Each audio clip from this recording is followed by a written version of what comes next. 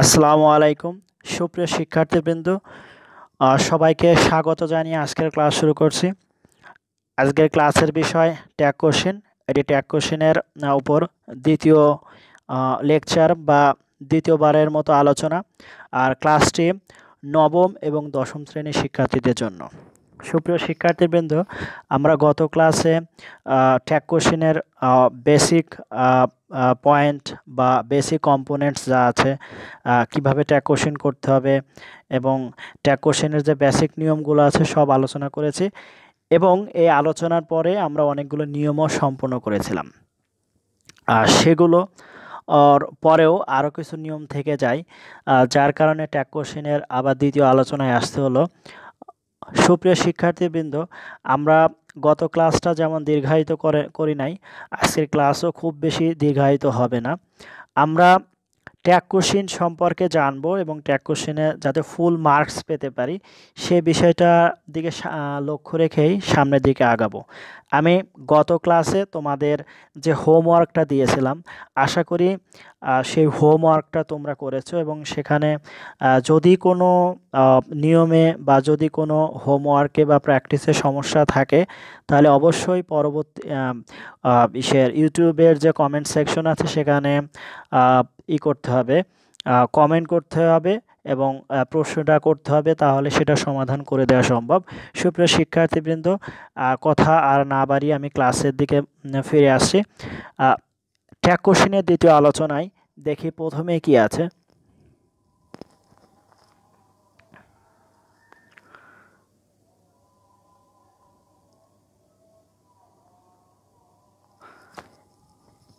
Imperative সেন্টেন্সে tag কোশ্চেনের যে নিয়মগুলো আছে আমরা বা সেই নিয়মটা নিয়ে এখন কথা বলবো।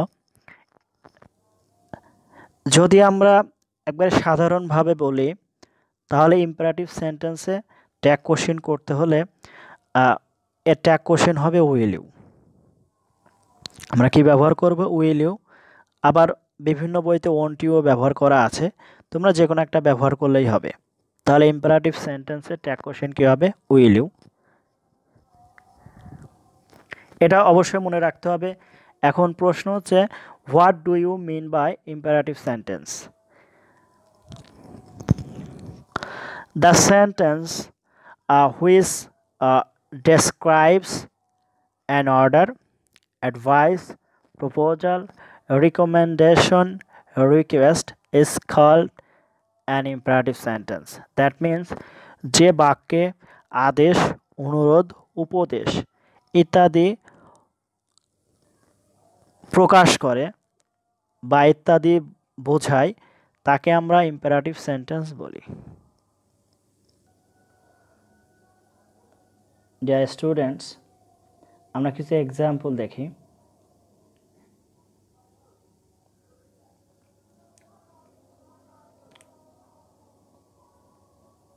ওপেন ইয়োর বুক, তোমার বই খোলো। উইল ইউ, এখানে উইল ইউ হওয়ার কারণ হচ্ছে ওপেন মানে খোলা বা বের করা, এরকম হতে পারে। এখন এই ওপেনটা যেহেতু ভার্ব, তার মানে ভার্ব দিয়ে শুরু হয়েছে, আর ভার্ব দিয়ে শুরু হলে যেহেতু ইম্পারেটিভ সেন্টেন্স হয় তাহলে আমরা অবশ্যই উইল ইউ ব্যবহার করব। আমরা আরও একটা এক্সাম্পল দেখি। ডোন্ট ডিস্টার্ব মি, যদি কোনো সেন্টেন্স ডোন্ট দিয়ে শুরু হয় তাহলে এটা কি বোঝায়? আদেশ বোঝাতে পারে। সেক্ষেত্রেও আমরা কি ব্যবহার করব? উইল ইউ ব্যবহার করব। তাহলে ডোন্ট ডিস্টার্ব মি কী হবে? Will you. আমরা আরও একটাই দেখি example, let me do it, অর্থাৎ আমাকে এটি করতে দাও, অনুমতি চাওয়া হচ্ছে, দ্যাট মিন্স রিকোয়েস্ট। সো কী হবে? উইল ইউ হবে। এরপরে আরও একটা এক্সাম্পল আমরা দেখি, ডু ইট, এটি করো। এটা আদেশ হতে পারে, অনুরোধ হতে পারে, তাহলে tag question will be will you বা ওয়ান্ট টু যাই ব্যবহার করতে পারো তোমরা। লাস্ট এক্সাম্পল এটার, সো প্ল্যান বিফোর প্রসিড, অর্থাৎ এগিয়ে যাওয়ার পূর্বে পরিকল্পনা করো। এই যে এখানে হয়তোবা মনে খটকা লাগতে পারে বা মনে হতে পারে এখানে সো আছে, তাহলে ট্যাগ কোশ্চেন কিভাবে করব। আসলে সোটা কোনো ব্যাপার না, এখানে পরিকল্পনা করা অর্থাৎ ভার্বের গুরুত্বটা সবচেয়ে বেশি, যার কারণে এখানে আমাদের ব্যবহার করতে হবে উইল ইউ। সুপ্রিয় শিক্ষার্থীবৃন্দ, তাহলে ইম্পারেটিভ সেন্টেন্সের ট্যাগ কোশ্চেন উইল ইউ হবে এবং কিছু ব্যতিক্রম থাকতে পারে, এটা আমরা পরবর্তীতেই আলোচনা করব। তাহলে ভার্ব দিয়ে যদি শুরু হয় উইল ইউ ব্যবহার করব, ডোন্ট দিয়ে শুরু হলে উইল ইউ ব্যবহার করব, শুধু লেট দিয়ে যেমন let me, let them, let him, let you এগুলো দিয়ে শুরু থাকলে পরেও আমরা কি ব্যবহার করব, উইল ইউ ব্যবহার করব।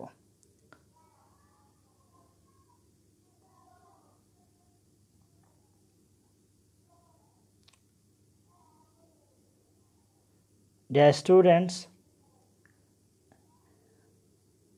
we will know about let's and let us. এখন যদি কোনো স্টেটমেন্ট লেটস অথবা লেটাস দ্বারা শুরু হয় তাহলে ট্যাগ কোশ্চেন অবশ্যই শ্যালই হবে।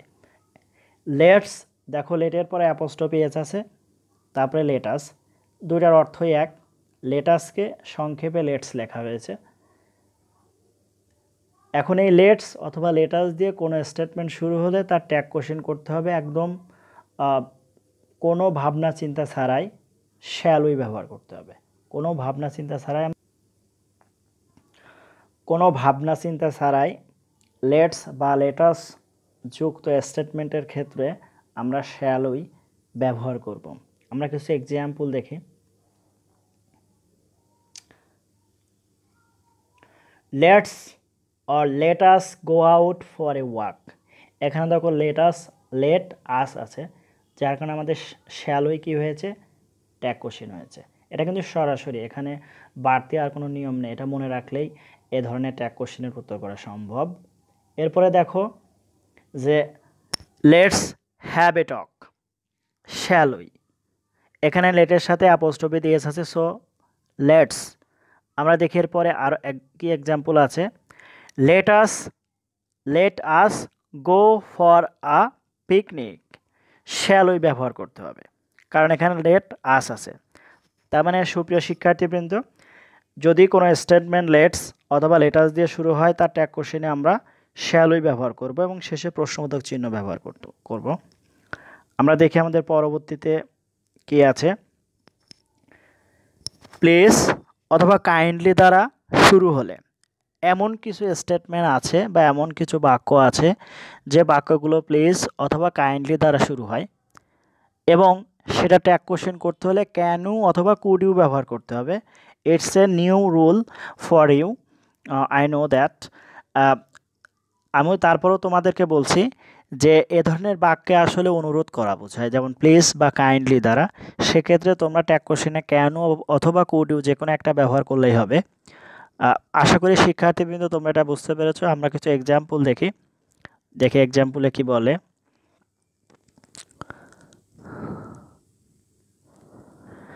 যেমন দেখো প্রথম বাক্য যেটা আছে, প্লিজ হেল্প মি, দয়া করে আমাকে সাহায্য করো। এখানে প্লিজ কথাটা আছে, যার কারণে আমরা সরাসরি কি ব্যবহার করব, ক্যান ইউ। আমাদের রুলসে বলা আছে ক্যান ইউ বা কুড ইউ ব্যবহার করতে হবে। আমাদের দ্বিতীয় এক্সাম্পল দেখি, প্লিজ ডু দি ওয়ার্ক, দয়া করে কাজটি করো, কুড ইউ ব্যবহার করতে হবে। আশা করি তোমরা এই নিয়মটা বুঝতে পেরেছো। তাহলে এখন পর্যন্ত আমরা যে বিষয়গুলো নিয়ে আলোচনা করলাম, ইম্পারেটিভ সেন্টেন্স, তাহলে ইম্পারেটিভ সেন্টেন্স যদি ভার্ব দিয়ে শুরু হয়, যদি ডু নট দিয়ে শুরু হয়, যদি শুধু লেট দিয়ে শুরু হয় যেমন let me, late him, let them, তাহলে সেক্ষেত্রে আমরা ট্যাগ কোশ্চেনে উইল ইউ ব্যবহার করব। এবং যদি লেটস অথবা লেটাস দিয়ে শুরু হয় তাহলে ট্যাগ কোশ্চেনে আমরা সরাসরি শ্যালই ব্যবহার করব।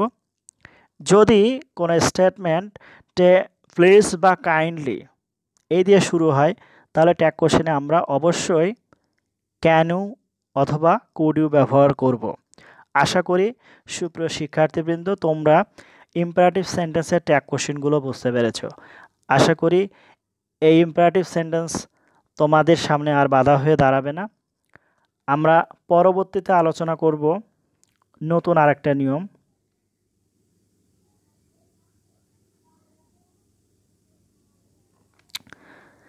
The new rule is exclamatory sentence. So my question is that what do you mean by exclamatory sentence or what is exclamatory sentence?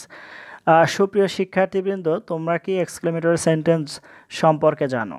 যে সেন্টেন্সে মনের আবেগ, অনুভূতি বা অসম্ভব ইচ্ছা ইত্যাদি প্রকাশ পায় তাকে আমরা এক্সক্লেমেটরি সেন্টেন্স বলি এবং এই সেন্টেন্সগুলোর শেষে নোট অফ এক্সক্লেমেশন চিহ্ন থাকে। এ ধরনের সেন্টেন্সে ট্যাগ কোশ্চেন করতে হলে ইজেন্ট ইট ব্যবহার করতে হবে। ট্যাগ কোশ্চেনে কি ব্যবহার করতে হবে?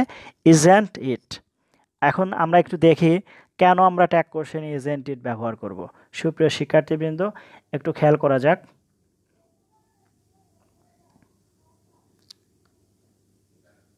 হাউ ফানি, এখানে দেখো কোনো সাবজেক্ট নাই, কোনো ভার্ব নাই। যেহেতু কোনো সাবজেক্ট নাই, কোনো ভার্ব নাই, তাহলে আমাদের সাবজেক্ট এবং ভার্ব মনে মনে ধরতে হবে এবং সেটা হবে ইট ইজ। যেমন আমরা যদি বলতাম হাউ ফানি ইট ইজ, তাহলেও কিন্তু বাক্যটার মিনিং একই হতো। সেক্ষেত্রে ট্যাগ কোশ্চেনে কী হতো? প্রথমে আমরা সাহায্যকারী ভার্ব নিতাম, তারপরে কি নিতাম? যেহেতু বাক্যটা অ্যাফার্মেটিভ আমরা নট নিতাম, তারপরে সাবজেক্ট ইট থাকলে ইট নিতাম। So isn't it. তা যেহেতু এখানে সাবজেক্ট ভার্ব অনুপস্থিত বা কোনো সাবজেক্ট ভার্ব নেই, সেক্ষেত্রে আমরা অবশ্যই কি ব্যবহার করব? সরাসরি ইজেন্ট ইট ব্যবহার করব। আশা করি তোমরা বিষয়টা বুঝতে পেরেছ।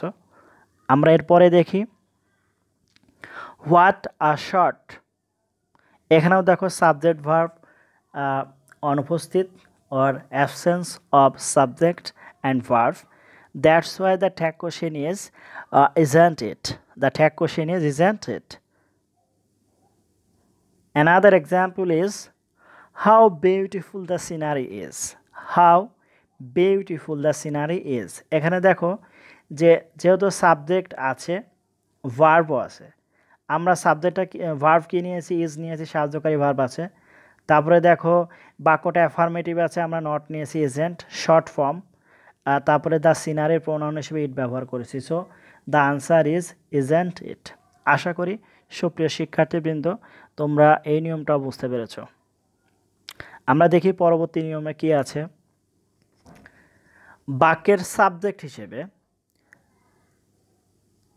The mother, the father, the sister, the brother, the lion, the best, the Fox থাকলে এবং অ্যাবস্ট্রাক্ট কোয়ালিটি বোঝালে ইহার পরিবর্তে ইট বসে।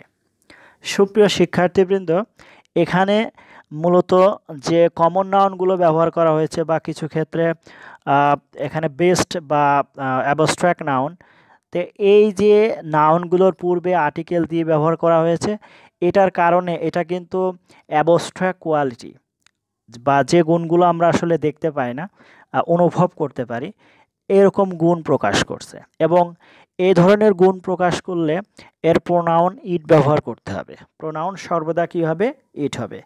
তাহলে আমাদের মনে রাখতে হবে the mother, the father, the sister, the brother, the lion, the best, best বলতে পশুত্ব, দ্য ফক্স থাকলে অ্যাবস্ট্রাক্ট কোয়ালিটি বোঝালে ইহার পরিবর্তে আমরা ইট ব্যবহার করব।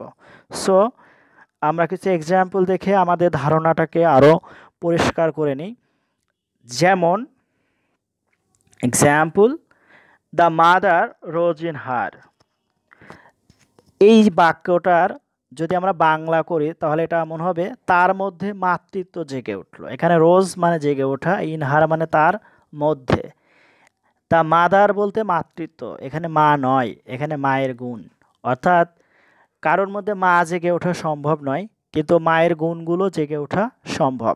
সেক্ষেত্রে the mother rose in her এর অর্থ হলো তার মধ্যে মাতৃত্ব জেগে উঠল। সো এটা ট্যাগ কোশ্চেনের যে নিয়মটা আছে দেখো, যে এখানে রোজ পাস্ট ইনডিফিনাইট নির্দেশ করছে, অর্থাৎ ভার্বের পাস্ট ফর্ম ব্যবহার করছে। সো সাহায্যকারী ভার্ব কী হবে? ডিড হবে। যেহেতু বাক্যে কোনো নট নেই, বাক্যে কোনো নেগেটিভিটি নেই, সো আমাদের নট আনতে হবে। তারপরে দ্য মাদারের প্রোনাউন হিসেবে আগেই বলা হয়েছে ইট আসবে। So the tag question is didn't it. Another tag question is here, the lion found in him, অর্থাৎ তার মধ্যে হিংস্রত্ব দেখা দেখা গেল। এখানে দ্য লায়ন বলতে আসলে সিংহ বোঝায়, কিন্তু মানুষের মধ্যে তো আর সিংহ খুঁজে পাওয়া যায় না। মানুষের মধ্যে সিংহের যে হুঙ্কার আছে বা হিংস্রত্ব আছে সেগুলো আসলে দেখা যেতে পারে। এখন যেহেতু ফাউন্ড হচ্ছে ভার্বের কোন ফর্ম? Past form. সো আমাদের সাহায্যকারী ভার্ব হবে ডিড, এবং দেখো বাক্যটা অ্যাফার্মেটিভ আছে, অর্থাৎ কোনো নট নেই, আমাদের নট নিতে হবে। ডিডেন্ট হলো, এবং দ্য লায়নের ক্ষেত্রে প্রোনাউন কী হবে? ইট হবে। So the tag question is didn't it. Another example is here, the best in you should be checked. অর্থাৎ তোমার মধ্যে যে পশুত্বটা আছে এটা কি করো? এটা চেকড বা এটার প্রতিরোধ করা উচিত আর কি। Should be checked. এখানে দেখো সাহায্যকারী ভার্ব আছে, সো শুড নিতে হবে, এর মধ্যে কোনো নট নেই, নট নিতে হবে, এবং দ্য বেস্টের প্রোনাউন হিসেবে ইট হবে। সো শুডেন্ট ইট। আশা করি সুপ্রিয় শিক্ষার্থীবৃন্দ তোমরা এই নিয়মটাও বুঝতে পেরেছ।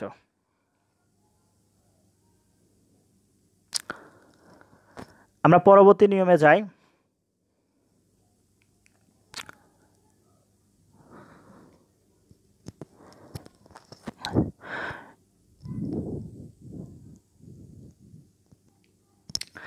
সুপ্রিয় শিক্ষার্থীবৃন্দ, কমপ্লেক্স সেন্টেন্সের ক্ষেত্রে মেইন ক্লজে ট্যাগ কোশ্চেন করতে হয়। এখন প্রশ্ন হচ্ছে যে তোমরা আসলে কমপ্লেক্স সেন্টেন্স বুঝতে পারো কিনা বা কমপ্লেক্স সেন্টেন্স চিনো কিনা। একটা বিষয় মনে রেখো যে কমপ্লেক্স সেন্টেন্সের বাংলা হচ্ছে আসলে জটিল বাক্য বা মিশ্র বাক্য, আমরা যাই বলি। এখন এই বাক্যের মধ্যে যে অংশটা হচ্ছে প্রধান অংশ বা প্রিন্সিপাল ক্লজ, মূলত সেই অংশেরই ট্যাগ কোশ্চেন করা দরকার, বা সেই অংশেরই কী করতে হবে? ট্যাগ কোশ্চেন করতে হবে। তাহলে আমাদের মনে রাখতে হবে কমপ্লেক্স সেন্টেন্সের কি করব আমরা? মেইন ক্লজের বা প্রিন্সিপাল ক্লজের ট্যাগ কোশ্চেন করব। যেমন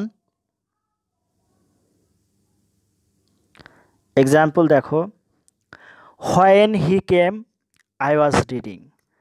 যখন সে এসেছিল আমি পড়ছিলাম। এখানে বলো তো মেইন ক্লজ কোনটা? দেখো কমপ্লেক্স সেন্টেন্সের দুইটা ক্লজ চেনা খুবই সহজ, এই জন্য যে যার সাথে কনজাংশন যোগ থাকবে সে হবে সাবঅর্ডিনেট ক্লজ, আর যার সাথে কোনো কনজাংশন যোগ থাকবে না সে হবে প্রিন্সিপাল ক্লজ বা মেইন ক্লজ। এখানে দেখো আই ওয়াজ রিডিং, এর সাথে কোনো ক্লজ কোনো কনজাংশন যুক্ত নেই, যার কারণে আই ওয়াজ রিডিং হচ্ছে প্রিন্সিপাল ক্লজ। তাহলে আমরা এই প্রিন্সিপাল ক্লজেরই কী করব? ট্যাগ কোশ্চেন করব। এখানে এর সাহায্যকারী ভার্ব আছে দেখো ওয়াজ, তারপরে এই আই ওয়াজ রিডিং এই অংশের মধ্যে কোনো নেই, নেগেটিভ শব্দ নেই বা নো নেই, সো নট নিয়ে আসতে হবে। তাহলে ওয়াজ নট, এবং প্রোনাউন ব্যবহার করতে হবে I. So the answer is wasn't I. এরপরে দেখো another example is here, if you come, যদি তুমি আসো, আই উইল গো, আমি যাব। এক্ষেত্রেও দেখো ইফ ইউ কাম এটা একটা ক্লজ, আই উইল গো একটা ক্লজ। এখানে ইফ একটা কনজাংশন, যার কারণে ইফ ইউ কাম একটা সাবঅর্ডিনেট ক্লজ, আর আই উইল গো একটা প্রিন্সিপাল ক্লজ, যার কারণে আমরা আই উইল গো এই অংশে ট্যাগ কোশ্চেন করব। এবং এটার উত্তর হবে কি? ওন্ট ইউ, কারণ উইলকে আমরা উইল নট না দিয়ে উইলের পরিবর্তে আমরা কি লিখব? ওন্ট লিখব। সুপ্রিয় শিক্ষার্থীবৃন্দ, sorry my mistake, it's my fault. এখানে আসলে ইউ হবে না, এখানে আই হবে, won't I. The answer will be won't I. Sorry for my own mistake. Another example is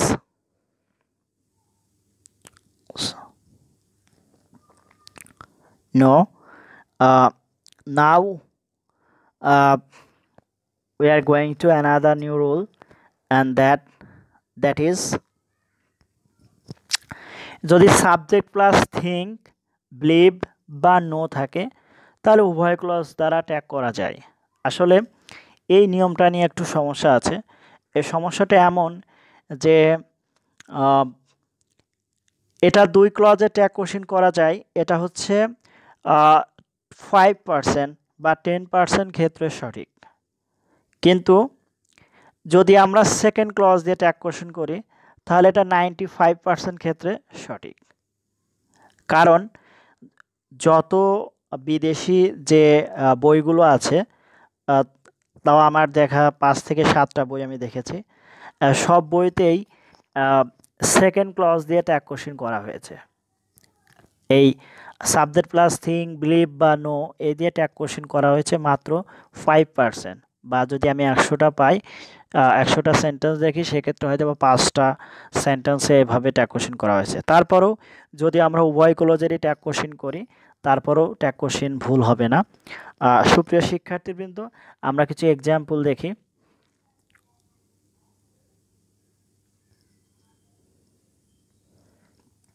যে I think you are Razzak Saheb, আমি মনে করি তুমি রাজ্জাক সাহেব। এখানে আসলে দুইটা ক্লজ, দেখো কোনো কনজাংশন ব্যবহার করা নেই।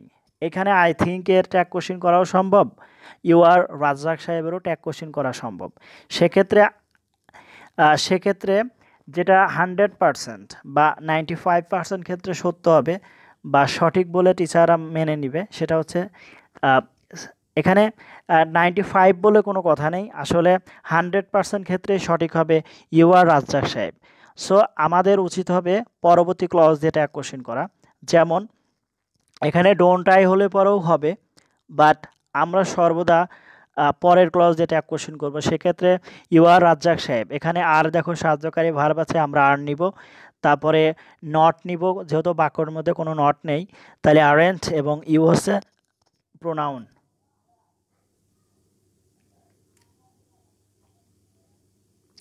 Another example is here, I think you are right. এখানেও দেখো যে আই থিঙ্ক এর পরে ইউ আর রাইট আছে। সো দ্বিতীয় ক্লজে ট্যাগ কোশ্চেন করো, প্রথমে আর নাও, তারপরে যেহেতু কোনো নট ব্যবহার করা নাই তাহলে নট নাও এবং প্রোনাউন হিসেবে ইউ ব্যবহার করো। So the tag question is aren't you. Another new rules here, বাক্যের সাবজেক্ট হিসেবে যদি all of you, some of you, most of you, none of you থাকে, তবে ট্যাগে ইউ বসে। সাবজেক্ট হিসেবে কি বসে বা প্রোনাউন হিসেবে ইউ বসে। এখানে মনে রাখতে হবে all of you, some of you, most of you, none of you বা এভরি ওয়ান অফ ইউ, যাই বসুক, এই যে শেষে ইউ আছে, এই ইউটাকেই আমরা কি করব, প্রোনাউন হিসেবে ধরব। তাহলে আমরা এক্সাম্পল দেখি।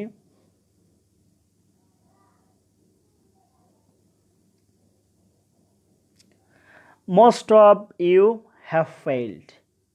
Most of you have failed মানে হচ্ছে তোমাদের মধ্যে অনেকেই কি করেছে, ফেইল করেছে। সেক্ষেত্রে দেখো এই ট্যাগ কোশ্চেন কী হবে, যেহেতু সাহায্যকারী ভার্ব এখানে আছে হ্যাভ, তাহলে হ্যাভ নিতে হবে। দেখো বাক্যটা অ্যাফার্মেটিভ, সো নট নিতে হবে, তাহলে হ্যাভেন্ট, এবং প্রোনাউন হিসেবে ইউ আসবে। So the tag question is haven't you. Another example is here, all of you are requested, অর্থাৎ তোমাদের সবাইকেই কি করা হচ্ছে, অনুরোধ করা হচ্ছে বা অনুরোধ করা হয়েছে। সেক্ষেত্রে দেখো এর ট্যাগ কোশ্চেনটা কেমন হতে পারে, আর সাহায্যকারী ভার্ব হবে এবং বাক্যের মধ্যে কোনো কি নেই, নট নেই, অর্থাৎ অ্যাফার্মেটিভ সেন্টেন্স। সো নট নিতে হবে আরেন্ট, অ্যান্ড ইউ হচ্ছে কি হবে, প্রোনাউন হবে আরেন্ট ইউ। আশা করি সুপ্রিয় শিক্ষার্থীবৃন্দ তোমরা এটা বুঝতে পেরেছো। তাহলে আমাদের মনে রাখতে হবে কি, all of you, none of you, most of you, some of you, every one of you, এ ধরনের কোনো সাবজেক্ট থাকলে তাহলে অবশ্যই ইউ প্রোনাউন হিসেবে ব্যবহার করতে হবে। এরপরে আরও একটা রুলস দেখো, ওইটার ক্যাটাগরিরই, যেমন বাক্যের সাবজেক্ট যদি all of them, some of them, most of them, naan of them, every one of them থাকে, তবে ট্যাগে দে বসে। ট্যাগে দে বসে বলতে প্রোনাউন হিসেবে কি হবে, দে হবে। যেহেতু দেম আছে, দেমের সাবজেক্টিভ ফর্ম কি হবে, দে হবে। এখানে দেম কিন্তু অবজেক্টিভ ফর্ম হিসেবে আছে, তাহলে এটা একটু মনে করতে হবে। এবং এই তিনটা, এটার আরও একটা ইয়ে আছে, ধারা আছে, সেটা আমরা এর পরেই পাবো। তাহলে all of them, some of them, most of them, naan of them এবং এভরি ওয়ান অফ দেম, এগুলো যদি সাবজেক্ট হিসেবে আসে তাহলে প্রোনাউন হিসেবে অবশ্যই আমরা দে ব্যবহার করব। আমরা একটা এক্সাম্পল দেখি। Some of them did the job, অর্থাৎ সাম অফ দেম অর্থাৎ তাদের মধ্যে কিছু কি করেছে, এই কাজটি বা এই কাজটি করতো আর কি, যে কোনো কাজ হয়তো বা করতে পারে। এখানে একটা বিষয় খেয়াল করতে হবে, এখানে ডিড কিন্তু সাহায্যকারী ভার্ব নয়, এটা হচ্ছে মেইন ভার্ব। তারপরেও যেহেতু এটা পাস্ট টেন্সে আছে, তো পাস্ট টেন্সেও যদি আমরা ধরি, তারপরেও যেহেতু সাহায্যকারী যদি ডিডকে নাও ধরি, তারপরেও কিন্তু according to the rules of past indefinite tense, the did is the auxiliary verb, অর্থাৎ পাস্ট ইনডিফিনাইট টেন্সে সাহায্যকারী ভার্ব হিসেবে ডিড ব্যবহার করতে হবে। সো ডিড আসলো, এবং এই সেন্টেন্সে দেখো কোনো নট নেই, বা এখানে অ্যাফার্মেটিভ বাক্য, সো নট নিতে হবে ডিডেন্ট, এবং যেহেতু দেম আছে, দেমের প্রোনাউন হিসেবে দিয়ে আসবে। So the tag question is didn't they. আমরা আরও একটা এক্সাম্পল দেখি, none of them are found in the place, অর্থাৎ ওই জায়গাতে কাউকে দেখা যায়নি। নান অফ দেম, তাদের মধ্যে কেউ ছিল না আর কি। এখন এই যে আর আছে, তাহলে আমাদের আর নিতে হবে, বা ইটস মাই মিস্টেক। এখানে দেখো নান আছে, তো নান থাকলে আমরা নট নিতে পারবো না, কিন্তু আমি এখানে নট করে ফেলেছি। সুপ্রিয় শিক্ষার্থীবৃন্দ, এটা ক্ষমা সুন্দর দৃষ্টিতে দেখো, এখানে নট হবে না, এখানে ট্যাগ কোশ্চেন হবে আর দে। এখানে কারণ নান হচ্ছে নিজেই নেগেটিভ, এক্ষেত্রে আর দে ট্যাগ কোশ্চেন হবে, এখানে নট ইউজ করাটা ভুল হয়েছে, ইটস মাই মিস্টেক। সুপ্রিয় শিক্ষার্থীবৃন্দ, আমরা আরও একটা নিয়ম দেখব।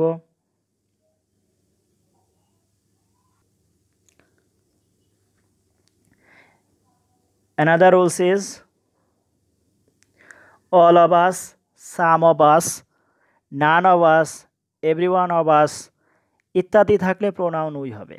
এখানে দেখো আস হচ্ছে অবজেক্টিভ ফর্ম আছে, তাহলে এর সাবজেক্টিভ ফর্ম কী হবে? উই হবে। So all of us, some of us, none of us, every one of us এগুলোর থাকলে প্রোনাউন হিসেবে উই হবে। এবং আমরা কিছু এক্সাম্পল দেখে আমাদের ধারণাটা আরও পরিষ্কার করে নিই। All of us do not know how to swim. All of আস অর্থাৎ আমাদের মধ্যে সবাই, মানে কেউই কি জানে না কীভাবে সাঁতার কাটতে হয়, জানে না। এই বাক্যটা দেখো যে এই বাক্যের মধ্যে নট আছে এবং সাহায্যকারী ভার্ব ডু আছে, তাহলে আমরা ডু নিয়ে আসি এবং নট উঠে যাবে, এবং প্রোনাউন হিসেবে কি হবে? উই হবে। আস এর সাবজেক্টিভ হচ্ছে we, so the tag question is do we. Another example is some of us can swim in the river, অর্থাৎ আমাদের মধ্যে কিছু সাঁতার কাটতে পারে নদীতে, নদীতে সাঁতার কাটতে পারে। এখানে দেখো সাহায্যকারী ভার্ব হিসেবে ক্যান আছে এবং কোনো নট নেই, তাহলে কান্ট হবে, এবং এটা এভাবে লিখতে হয়, এটাই নিয়ম, এবং প্রোনাউন হিসেবে উই ব্যবহার করতে হবে। আশা করি সুপ্রিয় শিক্ষার্থীবৃন্দ, আজকের ট্যাগ কোশ্চেনে যা যা আলোচনা করা হয়েছে তোমরা এই বিষয়গুলো বুঝতে পেরেছ। আমরা এখন কিছু হোমওয়ার্ক নিয়ে কাজ করব, দেখা যাক পরবর্তীতে কি আছে। হোমওয়ার্ক আছে,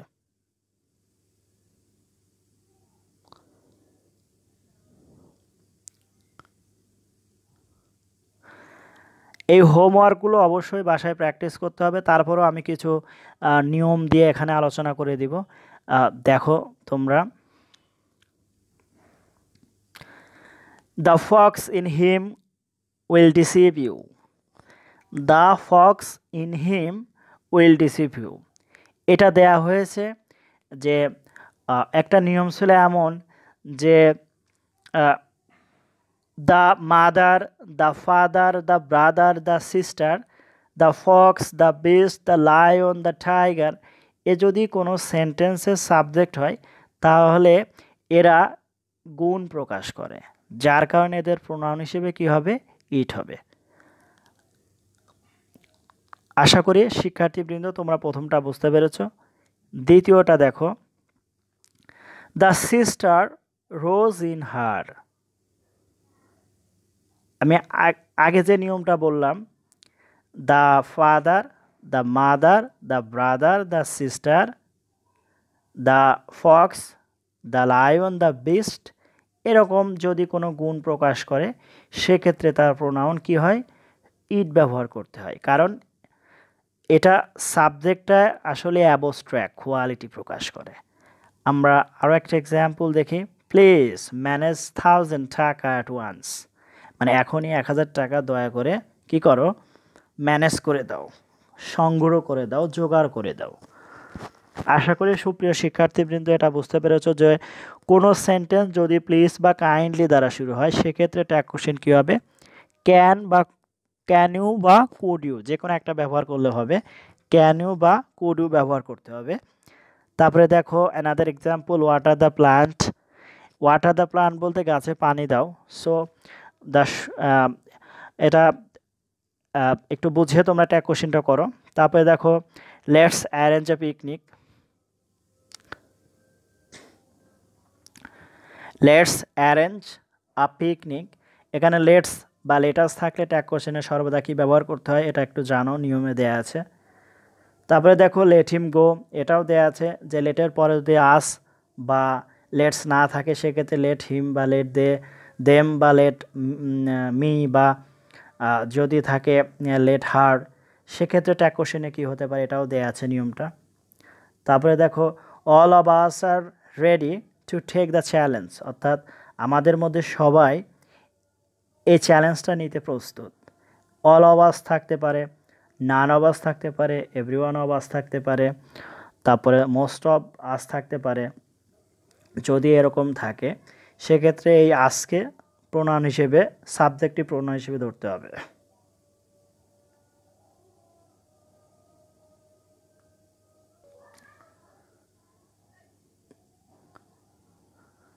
I believe you will be successful, আমি বিশ্বাস করি তুমি সফল হবে। সুপ্রিয় শিক্ষার্থীবৃন্দ, যদি কোনো সাবজেক্টের পরে subject plus believe, think, know এগুলো থাকে তাহলে দুইটা ক্লজেরই ট্যাগ কোশ্চেন করা সম্ভব হবে। এখানে কিন্তু দুইটা ক্লজ আছে, I believe or you will be successful যে কোনো। তবে আমার কাছে সমাধান হচ্ছে পরের ক্লজে ট্যাগ কোশ্চেন করা, এটাই আমার কাছে সমাধান। আচ্ছা, last one is since he was ill, যেহেতু সে অসুস্থ ছিল, he could not attend the meeting, সে মিটিংয়ে উপস্থিত থাকতে পারল না। এটা একটা কমপ্লেক্স সেন্টেন্স, আমি আগেই বর্ণনা করেছি। একটা কমপ্লেক্স সেন্টেন্সের ট্যাগ কোশ্চেন করতে হবে, কী দিয়ে ট্যাগ কোশ্চেন করতে হবে, principal clause. So you need to identify the principal clause and make tag question this. এখানে since he was ill, he could not attend the meeting. Dear students, তোমরা হোমওয়ার্কগুলো বাসা থেকে করো, প্র্যাকটিস করো, আগে নিয়মগুলো পড়ো, নিয়মগুলোর থেকে যে ট্যাগ কোশ্চেনগুলো দেওয়া আছে সেইগুলো আগে সমাধান করে এই হোমওয়ার্কগুলো প্র্যাকটিস করো। আর যারা এই ট্যাগ কোশ্চেন ক্লাসেও ট্যাগ কোশ্চেন সম্পর্কে বুঝতে অপারগতা প্রকাশ করেছো বা বুঝো নাই, আমার মনে হয় ক্লাসগুলো তোমাদের বারবার দেখা উচিত। আর আরেকটা বিষয় হচ্ছে যে যারা এই পড়াশুনো নিয়ে একদম গা ছেড়ে দিয়ে ভাব আছে বা গা ছেড়ে দেওয়া ভাব আছে তাদের দৃষ্টি আকর্ষণ করছি যে যারা 9-এ এবং ক্লাস 10-এ পড়ো, তোমাদের কিন্তু পরীক্ষায় আল্লাহর রহমতে পরীক্ষায় উপস্থিত হতেই হবে। সেক্ষেত্রে পড়াশোনাটা ছেড়ে দিও না, পড়াশোনাটা নিজেদের মতো করে চালিয়ে যাও, স্যারদের গাইডলাইন ফলো করো। কারণ তোমাকে আরও বহুদূর যেতে হলে পড়াশোনাটাকেই পড়াশোনার মাধ্যমেই এগিয়ে যেতে হবে। সুপ্রিয় শিক্ষার্থীবৃন্দ, আশা করি ট্যাগ কোশ্চেনগুলো তোমাদেরকে সাহায্য করবে, ট্যাগ কোশ্চেনের উপর এই ক্লাসটা তোমাদেরকে সাহায্য করবে এবং তোমরা ট্যাগ কোশ্চেনে 100% মার্কস পাও, সেই কামনায় সবাইকে ধন্যবাদ জানিয়ে আজকের ক্লাস এখানে শেষ করছি।